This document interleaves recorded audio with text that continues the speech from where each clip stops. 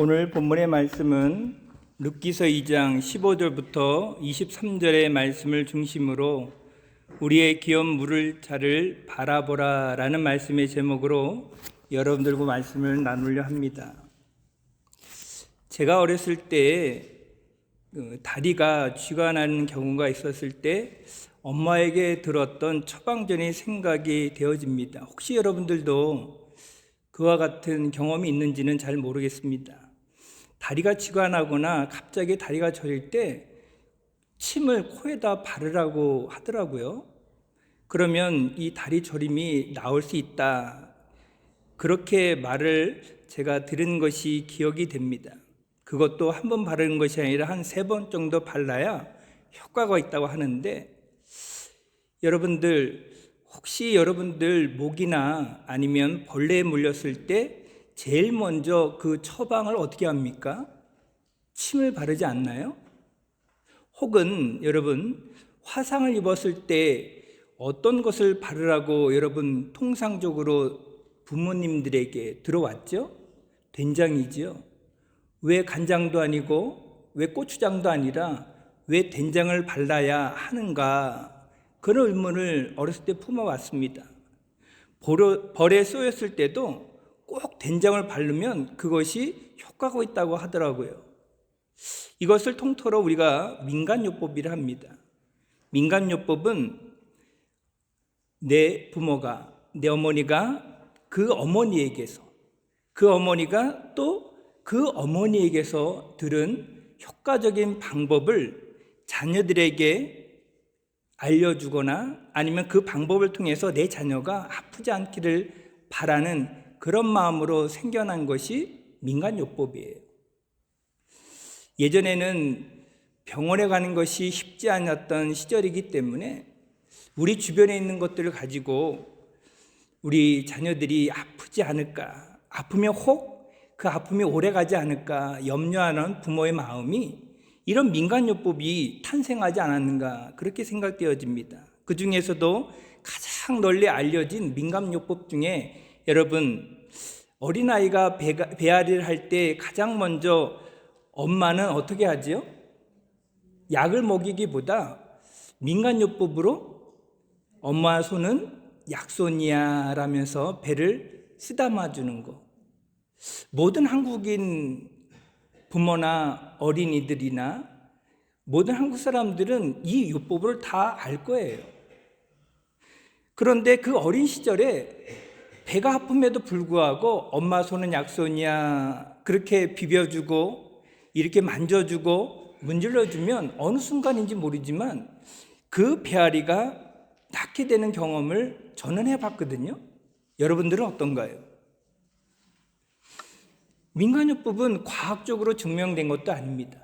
민간요법은 그저 내 부모가 내 자녀에게 행했던, 그리고 그 부모의 부모 때가 그렇게 행했던 것을 거슬러 내려오다 보니까 그것이 우리들이 사용하는 통상적으로 알고 있는 요법 중에 하나라는 것이죠.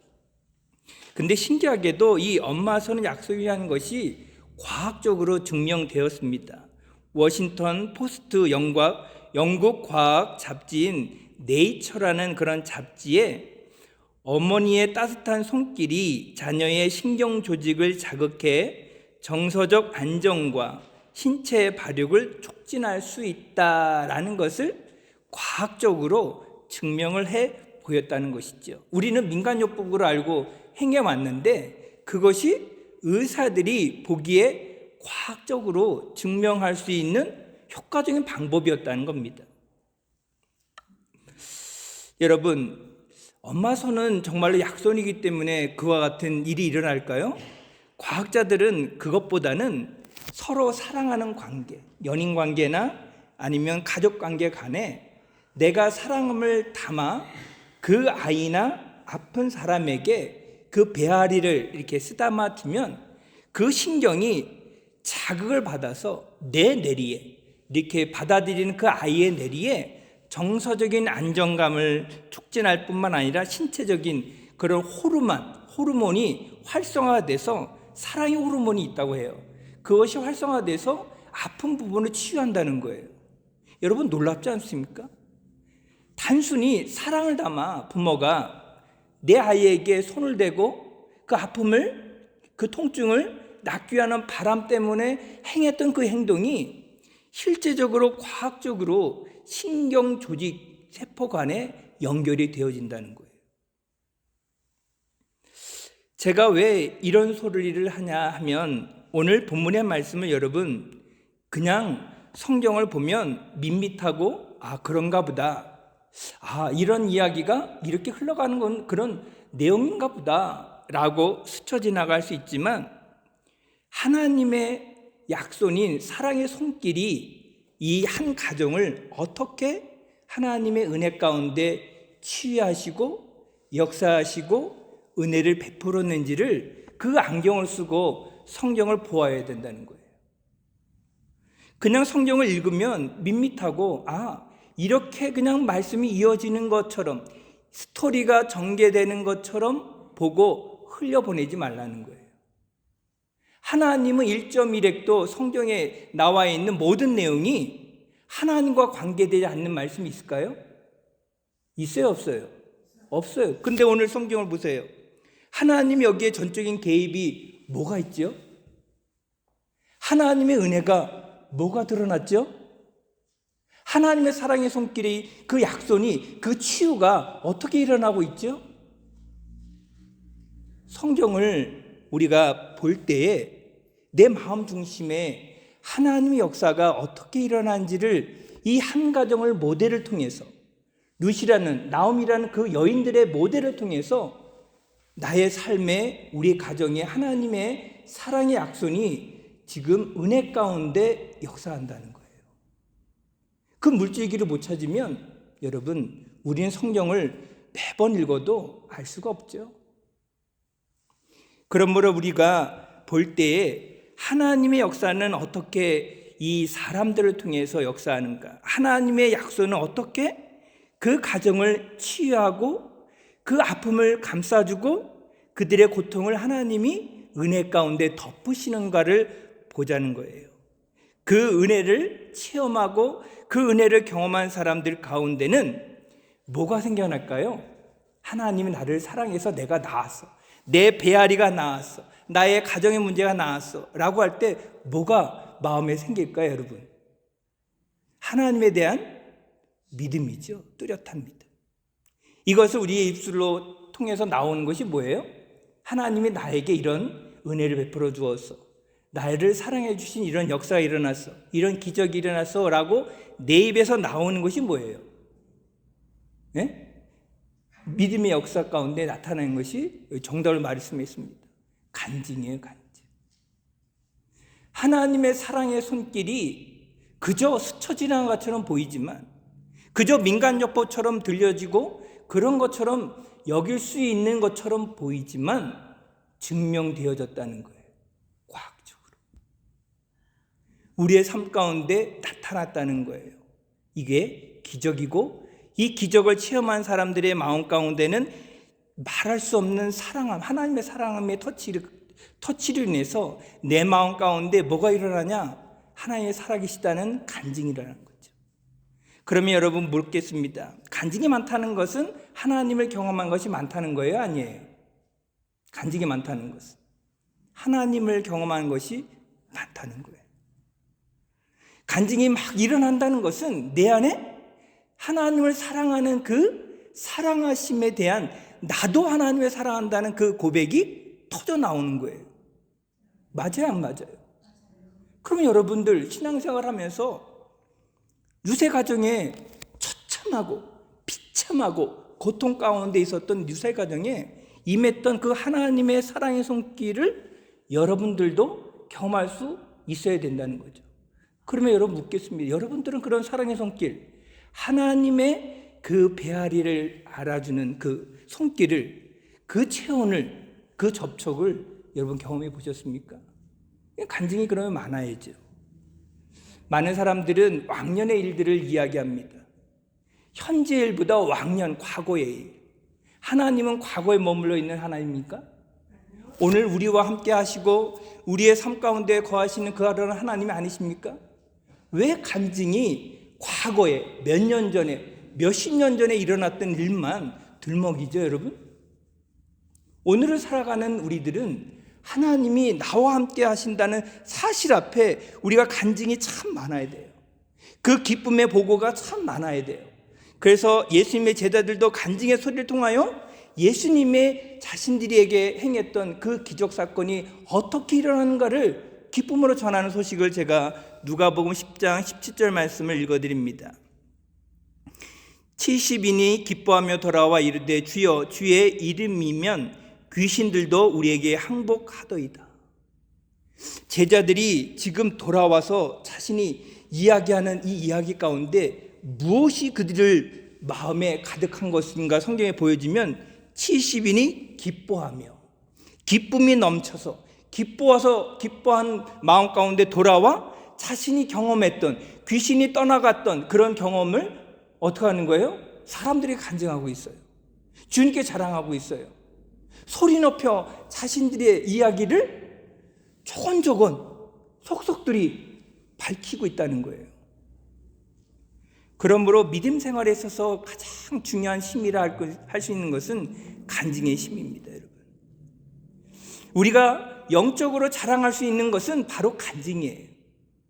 물질을 자랑하고 자녀를 자랑하고 우리의 성공 레파토리를 자랑하는 것도 우리의 자랑거리가 될 수 있지만 하나님은 그것에 대해서 감동하지 않아요. 하나님은 그것을 궁금해하지 않아요, 여러분. 하나님의 가장 궁금하고 가장 기뻐하는 소식이 뭐예요? 귀신이 떠나갔다는, 그렇기 때문에 성경에 기록되어 있고 영적인 사람의 하나님의 사람으로서 기쁨이 넘쳐서 하나의 살아계심을 증거하는 그 간증 소리를 듣고 싶은 거예요. 제 말이 틀렸습니까? 하나님이 듣고 싶은 이야기를 해야지요.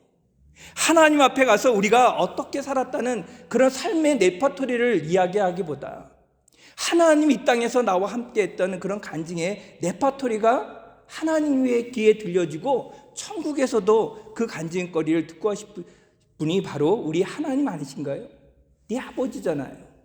나를 관심 있게 보셨잖아요.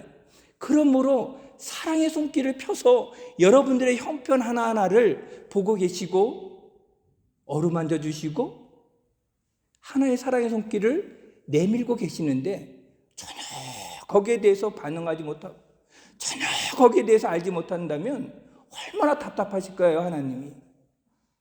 예? 인간인 부모도 민간요법이라는 통로를 통해서 자녀들의 쓰라림을, 고통을, 그 아픔을 어루만져 주는 것이 인간의 부모예요. 인간의 부모보다 하나님은 우리를 더 사랑하시는데 왜 그것을 경험하지 못할까요? 오늘 성경의 17절부터 이야기하는 그 놀라운 간증이 시작됩니다. 17절 볼까요? 룻이 밭에서 저녁까지 죽고 그 주운 것을 텄더니 보리가 한 에바쯤 되는지라. 여러분 놀랍죠? 전혀 감동이 없죠? 여기서 주목해야 될 단어가 있는데 그것은 보리가 한 에바쯤 되니라. 한 에바라는 말이에요. 지금 룻이 아침에 빈손으로 나갔어요. 여러분 한번 상상을 한번 해보세요. 룻은 이 베들레헴의 지역을 한 번도 경험해 본 적이 없어요. 낯선 동네예요. 그렇죠? 내가 동서남북 가운데 어디 지리를 알 수 있을까요? 몰라요. 어디에 우물이 있고 어디에 가면 밭이 있고 누구의 밭인지도 몰라요. 아무런 접촉을 해본 경험이 전혀 없어요. 여러분들 이민에 처음 왔을 때 아는 사람 한 사람 있는 것만으로도 여러분 의지가 됐잖아요. 근데 룻은 자기 시모 외에는 아는 사람이 전무예요. 그것도 젊은 나이에 지금 자신이 형편이 옷 하나 걸친 것 외에, 그리고 밥과 한 끼 해결할 수 있는 것 그거 외에 뭐가 있을까요? 기업이 있습니까? 땅이 있습니까? 농사질 무엇 하나 남아 있을까요? 전혀 전무하죠. 그렇게 근심 어린 마음으로 아침에 나갔다가 지금 저녁에 들어왔는데 그의 손에 뭐가 있어요? 보리 한 에바가 있다. 여기에 대해서 놀라운 거예요. 누가 놀란 거예요? 그렇죠. 나오미가 놀란 거예요. 여러분, 여기 한 에바라는 것은 약 20리터의 무게가 나간다고 합니다. 그때 당시에 한 에바 하면 얼마만큼이냐면 성인 남자가 농사를 져서 그 품삯을 받는데 0.5리터에서 1리터를 받아요. 그러니까 1리터를 받으면 여기 지금 20리터나 되는 무게의 한 에바를 가지고 왔다면 그럼 얼마만큼이에요? 성인 남자가 하루 일을 해서 벌어오는 것이 1리터, 0.5에서 1리터니까 1리터를 잡고 하루 일당이 1리터 품삯을 받아요. 예? 그러면 지금 20리터나 되면 어떻게 되는 거예요? 성인 남성보다 더 많은 결실을 얻어 갖고 온 거예요. 여러분, 출애굽기에 보면 이게 한 에바라는 것이 15멜이에요. 하나님이 만나를 거둘 때 나가서 한 오멜만 거두오라고 했어요. 한 오멜. 한 오멜은 그때 당시에 이 만나가 하루 거둬들이는 양인데 네 식구 기준으로 한 식구가 하루를 먹어요.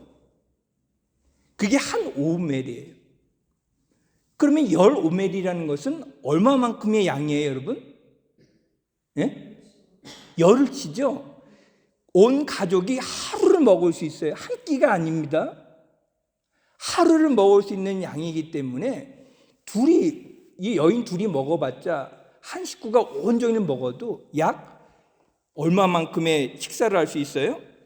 열흘에서 한 달 사이에 식사할 수 있는 양을 그 아침에 나가 저녁 때 들어올 때 그 손에 들려 있었다는 거예요. 그러니까 이것을 보고 깜짝 놀란 사람이 누구예요? 나오미죠, 나오미. 빈손으로 나갔습니다. 걱정하고 나갔어요. 어디를 갈지 모른다고 그러고 나갔어요. 그런데 거둬들인 양이 성인 남자보다 엄청난 양을 가지고 돌아왔으니 깜짝 놀랄 수밖에 없죠. 터져나온 것이 그래서 뭐예요? 20절, 나오미가 자기 며느리에게 이르되 그가 여호와로부터 복받기를 원하노라. 그가 살아있는 자와 죽은 자에게 은혜 베풀길 그치지 아니하였도다 하고, 나오미가 또 그에게 이르되 그 사람은 우리와 가까우니 우리 기업을 물을 자 중에 하나니. 여기 보세요. 지금 나오미가 이것을 경험하고 난 다음에 간증은 여러분 내 자랑이 간증이에요? 아니죠. 하나님의 역사가 있었던 것에 대한 그런 간증이잖아요. 그러면서 하나님 앞에 감사를 하면서 만약 누구에게도 감사를 하고 있는 거예요. 지금 나오미는 여호와의 이름으로 누구에게 또 감사를 드리고 있는 거예요. 지금 보아스를 향해서 감사 이야기를 하는 거잖아요. 감사. 이와 같은 복을 받았기 때문에 하나님의 이름을 들어서 그것을 그 보아스에게 지금 복을 빌어주고 있는 것을 우리가 성경을 보는 거예요. 그러니까 여러분, 이 놀라운 사실 앞에 지금 나오미는 어쩌다가 그렇게 됐겠지, 이런 마음으로, 어쩌다가 이런 소위 속된 말로 죄송합니다, 운이 좋아서 좋은 사람 만나서 그렇게 됐겠지, 그렇게 많이 거둬왔겠지, 그런 시각으로 나오미는 바라보지 않았다는 거죠. 간증은 하나님의 역사가 있었다는 사실에 대해서 어떻게 하는 거예요? 감사를 드리며 복을 비는 거죠. 이게 진정한 감사의 간증의 역할이라는 겁니다. 여러분, 나오미는 지금 룻을 아침에 보내면서 하루 종일 뭐를 했을까요? 하나님의 은혜를 룻에게 빌어주고 룻이 나갔어요. 나오미 입장에 한번 생각해 보세요. 나오미가 지금 이방 여인 자기의 자부 룻이 곡식을 얻어갖고 오겠다라고 나갔어요. 어디를 갈지 모르는 빤빤한 형편인 것을 알고 있어요. 그러면 나오미는 무엇을 했을까요? 여러분 같으면 무엇을 할 수 있을까요? 네? 하나님의 은혜가 너에게 함께하기를 원한다라고 복을 빌어주고 룻이 나갔으면 나오미 입장에서는 자기가 할 수 있는 가장 큰 최대한 일이 뭘까요? 그렇죠. 간증은요, 여러분, 그냥 갑자기 어느 날 나에게 불현도 생기는 게 아니라 기도하는 자가 경험한다는 거예요. 기도하는 자가 역사를 이룬다는 거예요. 나오미는 전능자의 손길을 경험해서 알고 있어요. 그러면 나오미 입장에서 자기의 심정이 애타고 애끓는 마음 가운데 룻이 어디로 갈지 모르는 그 어린 여인이 지금 자기를 위해서, 이 가정을 위해서 일을 한다고 나갔는데 걱정만 하는 것이 아니라 매달렸을 거예요. 하나님 앞에 부탁을 했을 거예요. 하나님 앞에 요구했을 거예요. 전능자의 손길이 함께하기를 원하는 그 바람으로 하나님 앞에 무릎 꿇었습니다. 그렇기 때문에 여러분, 간증은 그냥 생겨나는 게 아니에요. 그러므로 여러분들이 간증을 원하신다면 여러분 어떤 사람이 되어야 됩니까? 나오미처럼 기도하는 자. 그러므로 자기 기도가 이루어졌기 때문에 터져나오는 것이 여호와로 인해서, 여호와로 말미암아 여호와의 복이 내 가정에 임했다는 사실을 실토하잖아요. 이게 간증의 힘 아닙니까? 그러면서 그 마음을 담아 그냥 복을 빌어주는 게 아니에요. 우리 같으면 여러분 생각해 보세요. 지금 보아스가 자기 친척인 거 알면 가서 내가 이 많은 수확을 보고 내가 감사 인사를 가는 것이 우리 인간적인 마음 아닐까요? 아니면 그것도 못하면 조그만 선물을 포장해갖고 가져가서 이 보아스에게 자신의 형편을 이야기하고 자신을 도와달라고 이야기하는 것이 인간적으로 합당하지 않을까요? 근데 나오미는 보아스를 만나러 가지 않았어요. 오히려 무엇을 하고 있어요? 여호와로 인하여 복받기를 원하노라. 누가요? 보아스가요.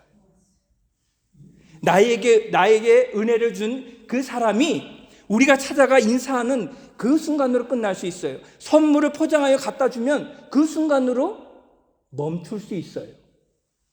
하지만 진심을 담아 내가 하나님의 이름으로 복을 비는 것은 여러분 이 땅에서 그에게 임하지 않냐면 언제 임할까요? 후손에게 임하겠죠. 하나님은 절대로 기도를 외면하지 않는 분이세요. 믿으신가요? 우리가 간절한 소망을 품고 하나님 앞에 기도하면 하나님은 그 기도에 응답하시는 분이라는 거예요. 믿으신가요? 아멘한 자만이 경험할 수 있는 거죠. 경험되어졌기 때문에 맞습니다라는 것을 실토하는 거잖아요. 아멘으로. 그러므로 여러분, 하나님 앞에 간절한 마음을 품고 저 사람이 잘 되기를 위해서, 저 사람의 치유를 위해서, 저 사람의 소원을 위해서 기도하는 자는 그도 복을 받지만 누구도 복을 받는 거예요. 복을 빈 그 당사자도. 나오미도 복을 받지만 보아스 가정도 복을 받는 거죠. 이게 믿음의 역사라는 거예요. 이런 믿음의 역사가 많은 가정이 우리 안에 일어나야 되지 않습니까? 여기 있는 저의 가정도, 장로님의 가정도, 권사님의 가정도, 이 모든 가정들이 여러분 이런 믿음의 역사가 일어나면 맞아, 하나님이 우리에게 복을 줬어. 나만? 너 우리에게. 내가 기도하는 아무개 집사나 아무개 장로님이나 아무개 목사님에게 복을 받았어. 이런 교회가 기뻐하고 마음에 기쁨이 넘쳐서 하나님을 간증하는 교회, 하나님을 간증할 수 있는 사람. 이 간증의 스토리가 우리 때만 멈추는 것이 아니라 이것이 안 되면 누구에게 전가가 되나요? 우리의 후손이죠, 후손. 하나님은 영원부터 영원까지 계신 분이잖아요. 우리가 기도드렸다고 이 순간 바로 응답이 없으면 하나님은 하나님의 계획 가운데 어련히 우리의 후손에게도 복을 줄 수 있다는 거죠. 믿으시는가요? 근데 여기 복은 무슨 복을 이야기하냐면 바라크라는 단어인데 하나님께로 올려드리는 찬양에 결부되는 이 말입니다. 근데 사람에게 쓰여지면 은혜로 복주다라는 말이 돼요. 그러니까 내가 하나님의 이름을 들어서 하나님을 높이면서 하나님 복을 주세요라고 할 때 우리가 하나님 앞에 복을 드리는 그 찬양과 같은 그 복이 하나님은 받으시고 누구에게 전가되냐면 내가 기도하는 당사자. 그럼 누구예요? 보아스에게. 지금 나오면 그것을 하나님께 감사하면서 올려드리면서 그 복에 대해 하나님을 찬양하면서 하나님에 대한 찬양을 드리면서 그 복을, 그 바라크를 누구에게? 인간이 보아스에게 내려주기를 원한다는 거예요. 나는 갚을 수 없어요. 나는 형편이 어려워요. 나는 거기에 대해서 어떻게 역사할 수 있는 능력이 없어요. 그렇지만 하나님은 전능하시기 때문에 내가 하나님을 경배하고 찬양드리면 하나님이 그것을 받으시고 어떻게 한다는 거예요? 그 바라크, 하나님의 복이 어떤 형식으로든 간에 이루어진다는 거예요. 그거는 우리 인간인 우리가 모르죠. 하나님만이 해결하신 문제 아닙니까? 근데 여러분, 우리가 이렇게 우리의 입술을 벌려서 하나님 앞에 복을 비는 그런 간증을 하고 싶은, 그를 위해서 기도하고 싶은 분이 우리 주변에 있는 반면에 그렇지 못하는 분도 있어요. 원수가 되고 교회 안에 우리 모두가 한 형제 한 자매라고 이야기하지만 우리 안에도 이간질하고 나눠지고 다툼이 있기 때문에, 아픔이 있기 때문에 쉽게 저 사람에 대해서 복을 빌어주고 싶은 마음이 있습니까? 없습니까? 안 될 때가 있다는 거예요. 저는 그렇기 때문에 공동체는 한 마음이 되어야 된다는 그런 마음이에요. 한 방향이 되어야죠.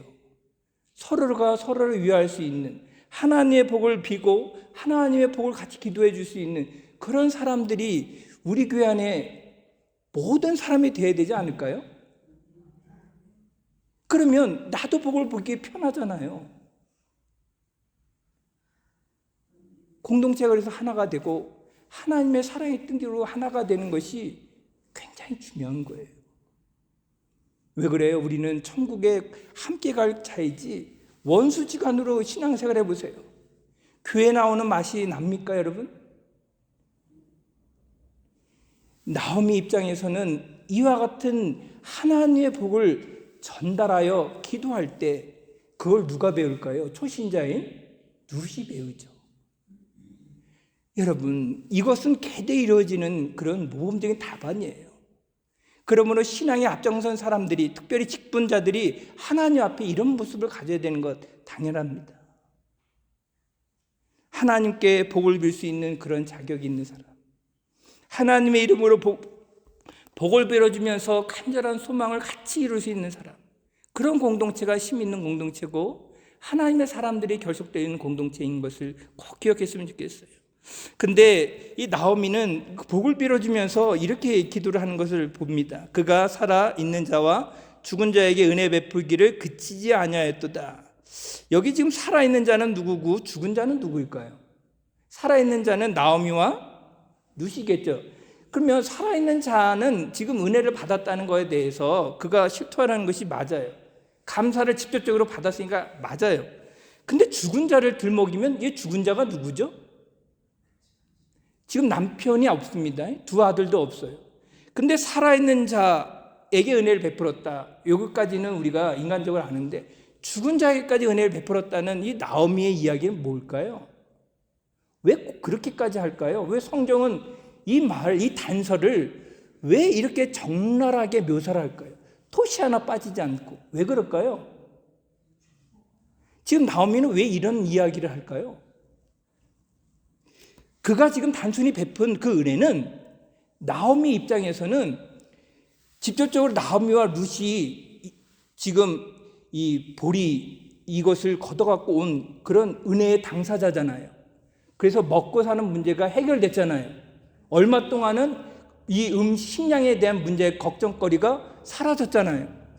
은혜를 받은 건 맞는데 왜 죽은 자의 이름을 들먹이면서까지 그것을 이야기하느냐라고 할 때 나오미는 이것이 단순히 우리에게 베푸는 은혜야라고 받아들이지 않았다는 거예요.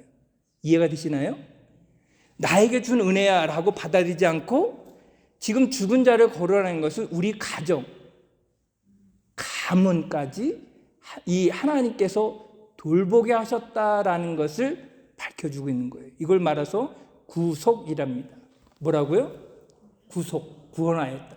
우리의 가문, 나오미의 가문을 하나님이 구속하고 계시다, 구원하고 계시다라는 단어예요. 그럼 왜 하필 보아스일까요? 왜 하필 보아스죠? 다른 친척들도 있을 거잖아요. 근데 왜 보아스를 통해서 우리 가문을 구속하였다라고 지금 나오미가 이렇게 밝히는 입장은, 그것은 여러분, 이 보아스가 어떤 존재인지를 성경에서 거론해주고 있어요. 2장 1절에 나오미의 남편 엘리멜렉의 친족으로 뭐한 자예요? 유력한 자. 여기 유력한 자의 이 근원을 따져 들어가면 그가 구속자다라는 거예요. 구속자, 구원자. 우리 가문을, 나의 형편을, 우리의 모든 것을 구속해 줄 자이다라고 말을 해주고 있는 거예요. 누가 그것을 세웠어요? 누가 그 모든 만남을 이루었어요? 우연히 나갔습니까? 우연히 어쩌다가 만났어요? 우연이라는 것은 믿음의 사람들이 보아야 될 관점이 아니에요. 하나님의 은혜의 만남이 주어졌다는 것에 대한 믿음의 시각이 있을 때, 지금 이 구속자, 이 유력한 자 보아스가 우리 가문을 살릴 자이다 라는 것을 성경은 밝혀주고 있는 거예요. 그러면서 우리 가문은 이대에 끊어지지 않고 망하는 가문이 아니야, 이것을 밝히는 것이 산자와 죽은 자를 어떻게 하는 거예요? 산자와 죽은 자, 우리 가문을 어떻게 하는 거예요? 은혜로 구속해 준다는 것을 이 나오미는 보고 있는 거예요. 놀랍지 않습니까, 여러분? 여러분, 이 만남이 얼마나 중요한지 아시잖아요. 일생을 경험하면서 이 만남에 대한 축복이 얼마나 귀한 거 아시죠? 그렇다면 그 만남의 정점에서 하나님이 개입을 하시면 그 만남은 불가항력적이에요. 그래서 강도를 만나는 사람은 강도에 대한 억울함이 있고, 사기꾼을 만나는 사람은 사기꾼에 대한 안타까움, 그 마음이 있는데, 좋은 사람을 만나보세요. 생명의 은혜를 만나보세요. 그 사람의 가문과 가정은 형편이 핍니다. 여러분의 자녀들을 악한 자가 만나기 원합니까? 이왕이면 하나님이 구속해주는, 하나님이 구원해주는 보아스처럼 유력한 사람, 유능한 사람, 그런 지도자를 만날 때 우리의 자녀들이 어떻게 변할지 모르는 거예요. 하나님만이 하실 수 있는 거죠, 그런 만남. 왜 근데 우리는 어쩌다가 우연히, 그것도 안 되면 인간의 방법과 인간의 권력과 인간의 아부와 재물을 통해서 왜 해결을 보려고 하죠? 예? 믿음의 사람이 왜 영적인 담대함보다 인간의 방법을 더 많이 찾으려 하죠? 지금 나오미는 그것을 원하고 있는 게 아니잖아요. 나오미의 담대한 믿음을 우리가 보자는 거예요. 그의 선포대로 어떻게 되는 거예요? 결과적으로 이 룻의 가문이, 이 나오미의 가문이 살아나잖아요. 그러니까 이 나오미는 영적인 눈이 지금 열렸어요. 영적으로 하나님의 역사를 보고 있는 거예요. 영적으로 하나님의 역사를 보면서 하나님의 이름을 들어서 축복해 줄 수 있는 그런 자리까지 올라간 거예요. 이런 믿음은 굉장한 믿음이에요. 아무나 하나님의 이름을 들먹이면서 축복해 줄 수 있습니까? 하나님의 사람만이 그것을 보고 그 관점을 통해서 이 가정과 이 가문을 구속할 수 있다는 것을 보여주고 있다는 것이죠. 그러면서 기업물을 자에 대한 것을 말씀하고 있는 거예요. 기업물을 자가 뭐냐? 이 가문을 살릴 수 있는 유일한 이 구속자가 보아스라는 거죠. 여러분, 우리의 삶 가운데 이런 놀라운 역사가 있었으면 좋겠어요. 우리의 삶이 고단하고 녹록하고 어려울 때 여러분 어떤 선택이 가장 바람직할까요? 어느 가정의 부인이 교통사고를 당해서 다리 한쪽을 잃었습니다.